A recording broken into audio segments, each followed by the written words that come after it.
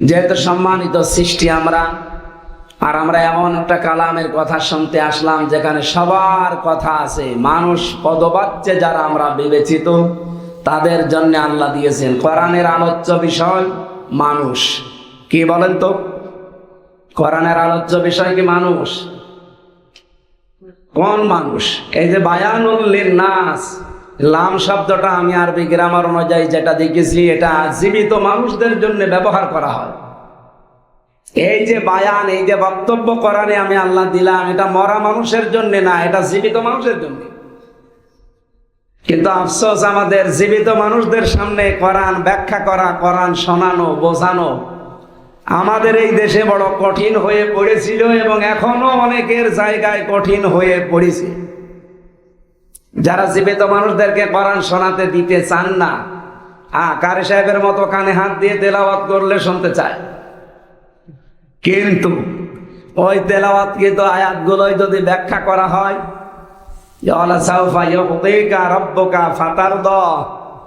হে নবী, অতি শীঘ্রই আপনাকে আমি এমন কিছু দেব যে আপনি খুশি না হয়ে পারবেন না। কি কি দেবেন আল্লাহ? ওখানে যতগুলো কথা তাফসিরে আছে, ওইটা বাংলায় বলতে গেলে অনেক মানুষ মনে করে যে এইটা রাজনীতি, এইটা ধান্দাবাজি। মানে ওনারা যে ধান্দায় থাকে মনে করে সবাই আমার মতো ধান্দাবাজ। এই জন্যে কোরআনে কারীম শুধু তেলাওয়াত ওইটার নাম না, তেলাওয়াতের যে অর্থগুলো আমরা পেয়েছি, আপনাকে শুদ্ধ করে পড়া লাগবে, আপনাকে বোঝা লাগবে বিষয়টা, নিজে ওর উপরে বাস্তবে আমল করা লাগবে, কাজ করা লাগবে।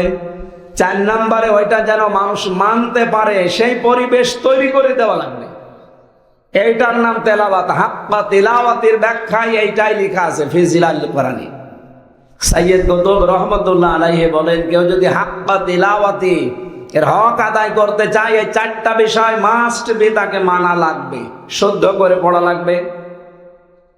আমি এখান থেকে যদিও কথাটা বলা ঠিক না, তারপরও বলছি, একামতে দিনে যারা আছেন বা আসতে চাচ্ছেন বা আসতেছেন, আমি আশা করব আগামী থেকে আপনাদের তেলাওয়াত যেন শুদ্ধ হয়। এটা নিয়ে বিভিন্ন জায়গায় প্রশ্নের সম্মুখীন হওয়া লাগে। এই জন্য যারা এই লাইনে আসতে চান, আপনাদের প্রথম কর্মসূচি কোরআন যেন শুদ্ধ হয়। আমার কথার অর্থ বোঝেন? আমি কোন দিকে ইঙ্গিত দিয়েছি অবশ্যই যারা জ্ঞানী মানুষ বুঝে ফেলেছেন। 2 নম্বরে আমরা চাই এটা যেন আপনি বোঝেন। 3 নম্বরে শুধু বুঝলে হবে না, এটা আপনাকে যতটুকু বোঝেন অতটুকু প্র্যাকটিক্যাল লাইফে মানার চেষ্টা করা লাগবে। শুধু নিজে মানলে হবে না, এটা যেন মানুষ মানতে পারে সেই পরিবেশ তৈরি করে দেওয়া লাগবে। আর এইটার দায়িত্ব ফেরেশতাদের। কার?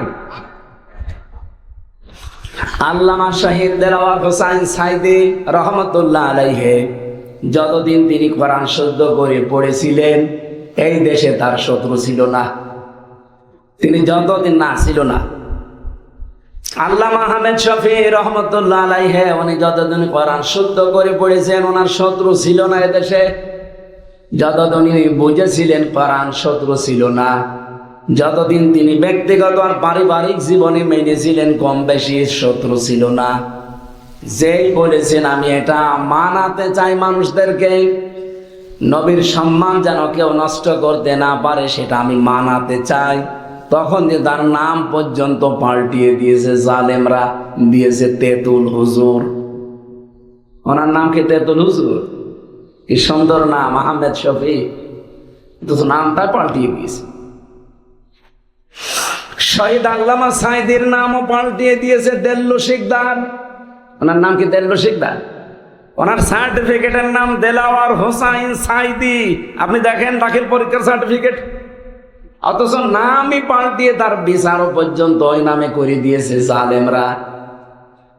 এই যে নাম পাল্টানোর যে হিড়িক চলছে সারা দুনিয়া, এটা চলছে বিশেষ করে বাংলাদেশে বেশি। নাম পাল্টিয়ে বিচার করে। এই নাম পাল্টানোর সংস্কৃতি প্রথমে আরম্ভ করেছিল ইহুদিরা। আপনি মুসা নবীর জীবনী পড়বেন, দেখবেন মুসা নবীর নাম তারা পাল্টিয়ে দিয়েছে জোসেফ, ওরা জোসেফ বলে ডাকে। হযরত ঈসা নবীর নাম তারা পরিবর্তন করে দিয়েছে যিশু। দাউদ নবীর নাম তারা পাল্টিয়ে দিয়েছে ডেভিড।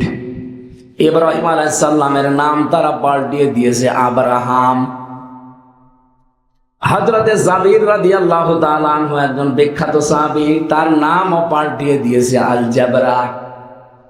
মুসলিম বিজ্ঞানী আমরা নাম শুনি, আমরা পড়েছি আল কেমি, তার নাম পাল্টিয়ে দিয়েছে কেমিস্ট্রি। এটা এখন না, অনেক দিন থেকে চলে আসতেছে। এই ইহুদি, খ্রিস্টান, বৌদ্ধ বিভিন্ন জাতি যারা মানুষের নাম পরিবর্তন করে, আমরা মনে হচ্ছে এই রোগ এখন মুসলমানদের ভেতরে দেখতে পাচ্ছি।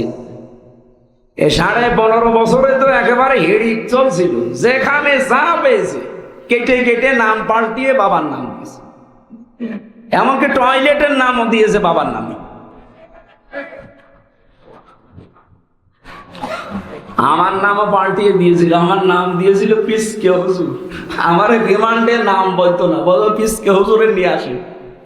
আমি আর হয়তো ছোটটা যেটা এক জায়গায় ছিলাম, আমাদের 2 জনকে বলতো পিসকে, 2টারে নিয়ে আসে। আমার নাম কি পিসকে? কি সুন্দর নাম আমার, আমির হামজা, ওর নামই পাল্টিয়ে দিয়েছি। জানেন, নাম পরিবর্তনের এই সংস্কৃতি এখনো সামনে অনেকে করতে চাচ্ছে। মুসলমানদের নামও তারা পাল্টিয়ে দিতে চায়, মুসলমান বলে আর ডাকতে চায় না, নাম দিতে চায় মৌলবাদ, রাজাকার, আল বদর। এই পুরাতন সংস্কৃতি সামনে নিয়ে আসলে কি হয়, আজকে কিন্তু নিউ ইয়র্কে একজন টের পেয়েছি। এই জন্য আশা করছি এটা সামনে যেন কেউ নিয়ে না আসে। নিয়ে আসবেন আপনিও কিন্তু হাসিনার মতো মার খাবেন। মান খাতা বলে ফিরে যেতে চান কোন কারণে? আর যারা ফিরে যেতে চায়, আমার তো আশ্চর্য লাগে, ঝাঁঝর যদি এসে সইকে বলে তোর পেছনে ফোঁটা, ওর কি করা দরকার বলুন তো? আমাদেরকে যারা এই নাম দিতে চান যে আমরা নাকি চেতনায় রাজাকার, আমাদের দলে আপনার সর্বোচ্চ 27 জন, 37 জন, তারপরও 11 জন মরে গেছে। আর যারা এই কথা বলে দেশের মানুষকে উল্টাপাল্টা শিক্ষা দিতে চান, তাদের 1040 জন তালিকা। আশা করছি ওই সমস্ত পেছনে ফিরে না গিয়ে আমরা সামনে এগিয়ে যেতে চাই। আপনারা মাজলুম দল আসেন, আমরা সবাই একসাথে মিলে যে সম্মান আল্লাহ দিয়েছেন মানুষকে, এই সম্মান যেন আমরা ধরে রাখতে পারি সেই ব্যবস্থা করা দরকার না? সুতরাং কোরআন তেলাওয়াতের হক আদায় করতে হলে আপনাকে যেন শুদ্ধ করে শুধু পড়লে হচ্ছে না, এটা বুঝলে হচ্ছে না, মানলে হচ্ছে না, এটা যেন মানাতে পারি আমরা। আল্লামা দেলাওয়ার হোসাইন সাইদি যখনই বলেছিলেন এটা আমি মানুষকে মানাতে চাই, তখনই কিন্তু বিভিন্ন মানুষের কাছে তিনি শত্রু হয়ে গেছে। কত মানুষ তাকে উল্টাপাল্টা গালি গালাজও করেছে, কিন্তু এর আগের 3টা যতদিন তিনি মেনেছিলেন কোনো শত্রুতার ছিল না। আমরা কি পেলাম এখান থেকে? একটা হাদিস মনে পড়ছে, মান কোরআন কোরআনা ফাস্তাজহারাহু ফাহাল্লা হালালাহু ওয়া হাররামা হারামাহু আদখালাহুল্লাহুল জান্নাহ ইলা আখিরিল হাদিস। নবীজি বলেন, যে ব্যক্তি কোরআন পড়ে, কোরআন পড়া মানে ওই 4টা শর্ত মেনে যারা পড়ে না, আপনি যদি তেলাওয়াত করেন প্রতিটি অক্ষরে মাস্ট বি 10টা করে নেকি আপনার হবে, এতে কোনো সন্দেহ নেই। কিন্তু হক আদায় করে তেলাওয়াত করতে হলে 4টা বিষয় আপনাকে মানা লাগবে। যে ব্যক্তি কোরআন তেলাওয়াত করে, পড়ে, এই যে কোরআন পড়ার ব্যাপারে পুরা কোরআন শরীফের ভেতরে আমি 3টা শব্দ পেয়েছি, কারা, রাতালা আর তালাওয়া।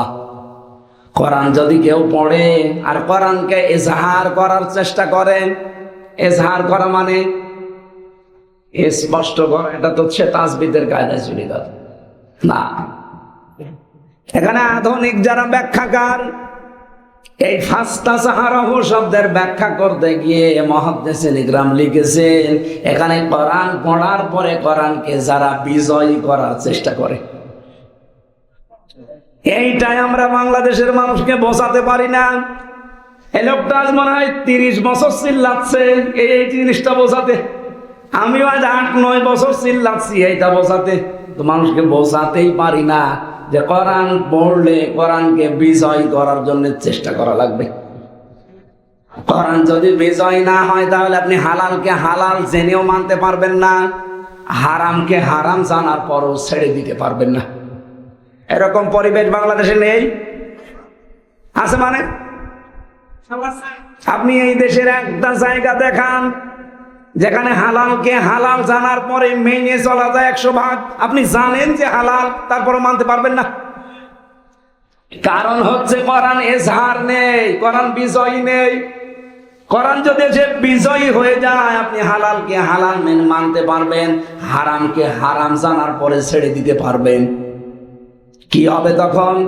এই যে নবীজির হাদিস ছিল, আদখালাহুল্লাহুল জান্নাত, আল্লাহ তাকে জান্নাতে দিয়ে দিয়েছে। না না, সুবহানাল্লাহ পড়লেন কে? আপনাকে বুঝে পড়েছে? এটা মাঝের শিকা, ওস্তাদ আছে এখানে। মাঝে মানে অতীতের শব্দ, আল্লাহ তাকে জান্নাতে দিয়ে দিয়েছে। আমার প্রশ্ন, আমরা কি এখনো মারা গেছি যে আমি জান্নাতে চলে গেলাম? তাহলে হাদিসের শব্দ কি ভুল? না, ভুল না। আমি ব্যাখ্যায় পড়েছিলাম,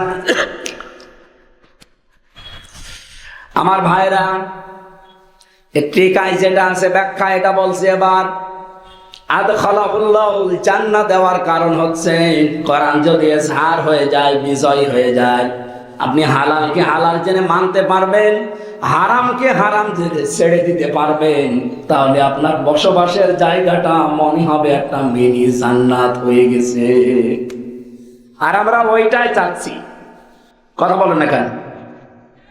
একামতের দিন যারা এদেশে কায়েম করতে চায়, আল্লাহর কসম তাদের মনের কথা এইটাই।